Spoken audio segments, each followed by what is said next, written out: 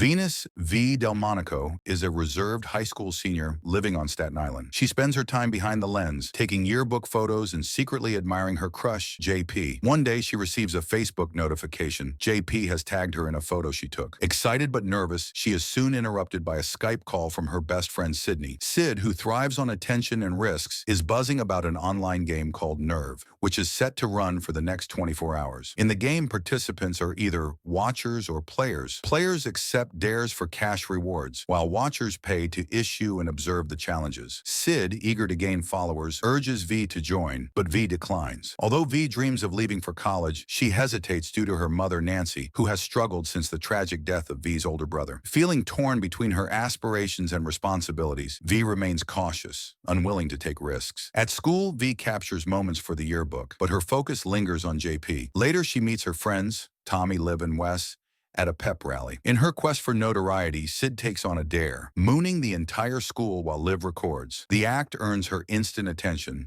boosting her ranking in the game. That evening, the group dines together, and Sid persistently encourages V to join Nerve, claiming she never steps outside her comfort zone.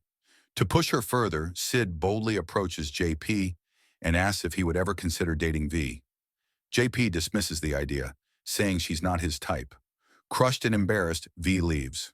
Frustrated with always being the safe one, she logs onto Nerve and officially becomes a player. Upon signing up, the game swiftly gains access to her personal information. V's first dare: kiss a stranger for 5 seconds in exchange for $100.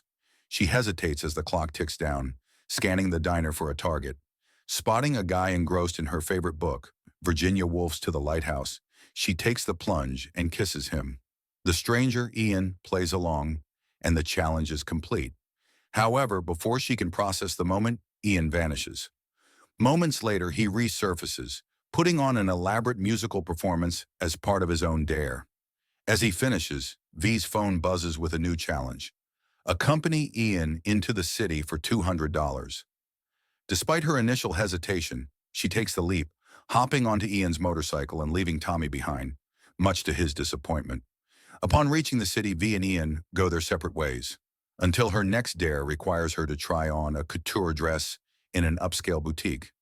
She enters only to find Ian completing the same challenge in the men's section. As they enjoy their moment, the game throws a twist. Their personal belongings disappear. Their new mission? Leave the store in their underwear. A crowd of watchers gathers outside, eagerly recording as they step out. To their relief, their clothes are waiting for them on Ian's motorcycle as a reward. Meanwhile, Tommy, increasingly concerned, reaches out to his hacker friend, Ajar, requesting a way to track Nerve. She grants him access to a site called Aruba, where she uncovers disturbing footage from a previous game cycle. The footage shows Ian participating in extreme dares, including a dangerous crane stunt with 2 others, one of whom, Robbie, plummeted to his death. Ian's history with Nerve is far more complicated than he let on. As V gains popularity, Sid grows resentful, feeling overshadowed.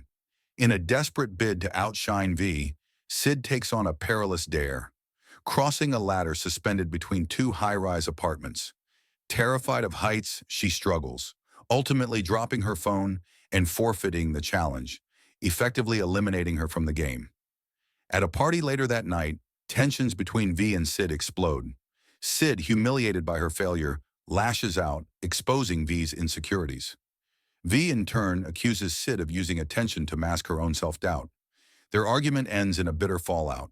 Determined to prove herself, V takes on Sid's failed dare, walking across the ladder effortlessly. However, her triumph is short-lived.